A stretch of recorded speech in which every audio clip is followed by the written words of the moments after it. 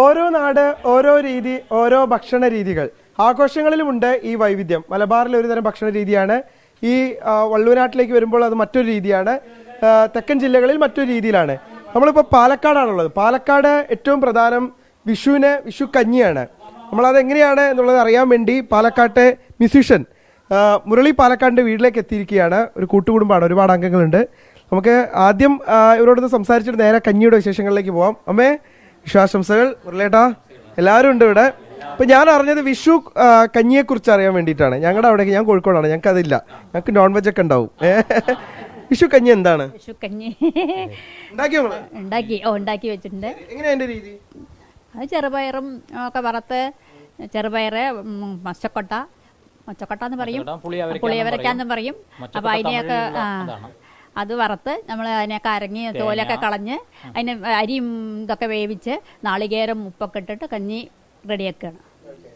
മുരളിയേട്ടനെ പ്രേക്ഷകർക്ക് അറിയുന്നുണ്ടാവും. പാലക്കാട്ടെ പ്രസിദ്ധനായ ഒരു കലാകാരനാണ്, നല്ലൊരു പെർക്കഷൻ ആർട്ടിസ്റ്റാണ്. ഒരുപാട് താരങ്ങളെ നമ്മുടെ നാട്ടിലേക്ക് കൊണ്ടുവന്നിട്ടുള്ള ഒരു കലാകാരൻ കൂടിയാണ്. പടക്കമൊക്കെ പൊട്ടിച്ചോ? രാവിലെ തന്നെ പടക്കം ഗംഭീരമായിട്ട് കണി കണ്ടു. ഇനി അടുത്ത പരിപാടിയാണ് ഈ കഞ്ഞി. അപ്പോൾ കഞ്ഞി തന്നെ ഇത് എൻ്റെ പെങ്ങള്, അമ്മ, എല്ലാവരും ഉണ്ട്, ഏട്ടന്മാർ. അപ്പോൾ ഞങ്ങൾ എല്ലാവരും ഒന്നിച്ചിട്ട് എപ്പോഴും വർഷാവർഷം അങ്ങനെയാണ് ഞങ്ങൾ ഒന്നിച്ച് കൂടിയിട്ട് ഇങ്ങനെ കഞ്ഞിയും ഇതൊക്കെ ആയിട്ടുള്ള അതാണ് നമ്മൾ. കഞ്ഞി ഒന്ന് കണ്ടാലോ? ഒരു ഓൾറെഡി ഉണ്ടാക്കി വെച്ചിട്ടുണ്ട്. അപ്പോൾ നമുക്കൊന്ന് പോയി നോക്കാം അല്ലേ അടുക്കളയിലേക്ക്. ഞങ്ങളെ കഞ്ഞിയിലാണ് ഇങ്ങനെ വിഷു ആഘോഷിക്കുന്നത്. കഞ്ഞി ഒന്ന് കാണിച്ചു തരിക നമുക്ക്. ഇതേ ഒരു മനോഹരമായിട്ടുള്ള കണി ഇവിടെ ഒരുക്കി വെച്ചിട്ടുണ്ട് കേട്ടോ. നല്ല രസമുണ്ട് കാണാനായിട്ട്.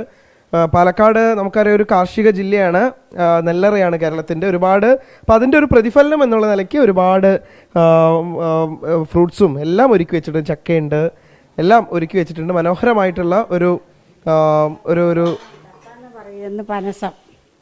പനസെന്നാണ് പറയുക, ചക്ക എന്ന് പറയില്ല. ആ കഞ്ഞി കൊണ്ടല്ലേ വിഷുക്കഞ്ഞി. അതിൻ്റെ നിർമ്മാണം അതെങ്ങനെയാണ് കഴിക്കേണ്ടതെന്നൊക്കെ നമുക്ക് അമ്മമാരോട് ചോദിച്ചു നോക്കാം. വിഷുക്കഞ്ഞി ഉണ്ടാക്കി കഴിഞ്ഞു. വിഷുക്കഞ്ഞി ഉണ്ടാക്കി കഴിഞ്ഞു. ഇനി കുറച്ച് കഴിഞ്ഞാൽ അത് കഴിക്കുക. പക്ഷെ ഇതിൽ ഒന്നും കൂടെ ഞങ്ങൾ ചേർക്കും. ചക്കയല്ല, പനസപ്പുഴുക്ക് ഉണ്ടാക്കും ഇതിൽ. എന്നിട്ട് അതിൻ്റെ തടി ഉണ്ടാക്കിയിട്ട് അതിൽ ഈ കഞ്ഞി ഉളമ്പി ചക്കപ്പുഴുക്ക്, പിന്നെ പനസപ്പുഴുക്കും വെച്ച് ഓരോ തേങ്ങയും വെച്ച് കഞ്ഞി കുടിക്കും. അതാണ് ആദ്യത്തെ ഇത്. പിന്നെ വേണ്ടവർക്ക് ഉച്ചാപ്പ ഊണ്. ശരീരത്തിനുള്ള ഒരു സുഖത്തിന്റെ കാര്യത്തിൽ തന്നെ ഈ കഞ്ഞിക്ക് വലിയ പ്രാധാന്യം ഉണ്ടല്ലേ? അപ്പം എങ്ങനെയാണ് കുട്ടിക്കാലം മുതലുള്ള ആ ഒരു ഓർമ്മ കഞ്ഞി ഒടിച്ച് വിഷു ആഘോഷം? ഈ ഒരു സമയത്ത് നമ്മളിപ്പോൾ ഇതിങ്ങനെ കഴിക്കുന്നതിൻ്റെ ഉദ്ദേശം ഈ ഉഷ്ണം കൂടുതലുള്ള ടൈമിൽ ഈ കഞ്ഞി രൂപത്തിൽ ഇത് കഴിക്കുമ്പോൾ ദഹനത്തിനും അതിൻ്റെ കാര്യങ്ങൾക്കെല്ലാം ക്രിയാൻ വേണ്ടി മുമ്പുള്ളവർ ചെയ്തതായിരിക്കാം. അപ്പോൾ നമ്മളത് കണ്ടിന്യൂ ചെയ്യുന്നു. അന്നൊന്നും അറിഞ്ഞില്ല. പക്ഷേ ഇപ്പോഴത്തെ ലേറ്റസ്റ്റ് ആയിട്ടുള്ള 45 ഡിഗ്രി സെൻറ്റിഗ്രേഡ് ചൂട്, അതിന് ഇത് ഇന്നിപ്പോൾ ഇങ്ങനെ വെച്ച് നമ്മൾ കഞ്ഞിയായി കുടിക്കുമ്പോൾ നമുക്ക് ദഹനം എല്ലാം വളരെ വൃത്തിയായിട്ട് വലിയ ഇതൊന്നും ഉണ്ടാവില്ല. ഉഷ്ണമുഷ്ണിനെ ശാന്തി പറഞ്ഞ മാതിരി ഇന്ന് ചൂടോടുകൂടി നമ്മൾ ഉച്ചയ്ക്ക് കഴിക്കണം. പക്ഷേ ശരീരത്തിലേക്ക് അത് തണുപ്പാണ്.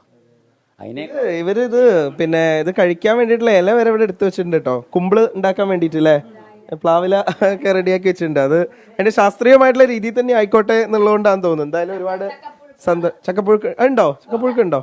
അതെ, അടിപൊളി.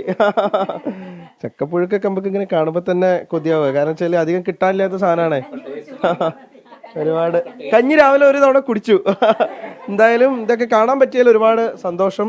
വിഷു അങ്ങനെ കൊണ്ടാടിക്കൊണ്ടിരിക്കുകയാണ്. എല്ലാ ഭാഗത്തും ആളുകൾ വിഷു ആഘോഷം. മുരളിയേട്ടാ, പ്രോഗ്രാംസ് ഒക്കെ എങ്ങനെയുണ്ട് ഇപ്പം? ഒരു വേലക്കാലം മൊത്തം നിങ്ങളങ്ങ് ഏറ്റെടുത്തു ഒരുപാട് സ്ഥലങ്ങളിൽ അല്ലേ? നമ്മൾ തിരുവനന്തപുരം തൊട്ട് കാസർഗോഡ് വരെയുള്ള ഏകദേശം മലനട, അതേമാതിരി നമ്മുടെ ഇതുണ്ടല്ലോ ദുര്യോധൻ്റെ അമ്പലം, അങ്ങനെ തിരുവനന്തപുരം തൊട്ട് നമ്മളിങ്ങനെ കുറേ പ്രോഗ്രാംസ് എല്ലാവരുടെയും, മധുചേട്ടൻ്റെ, ഉണ്ണിച്ചേട്ടൻ്റെ, സ്റ്റീഫൻ ദേവസി, ഹരിശങ്കർ, എല്ലാവരുടെയും. ഇപ്പോൾ ഇവിടെ തന്നെ നമ്മൾ റിമി ടോമിയുടെ എല്ലാം പ്രോഗ്രാംസായിട്ട്.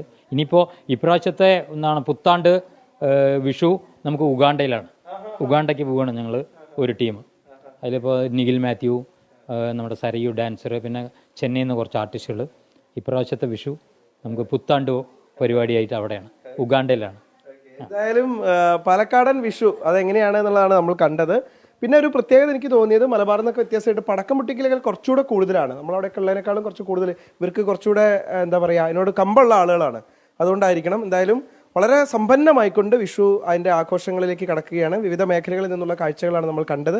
അതിൽ പാലക്കാട്ട് നിന്നുള്ള രീതികൾ, പാലക്കാടിൻ്റെ വിഷു ആഘോഷം ഈ തരത്തിലാണ്. രാജീവ് സുദേവനൊപ്പം പാലക്കാട് നിന്ന് നിഖിൽ പ്രമേഷ് 24.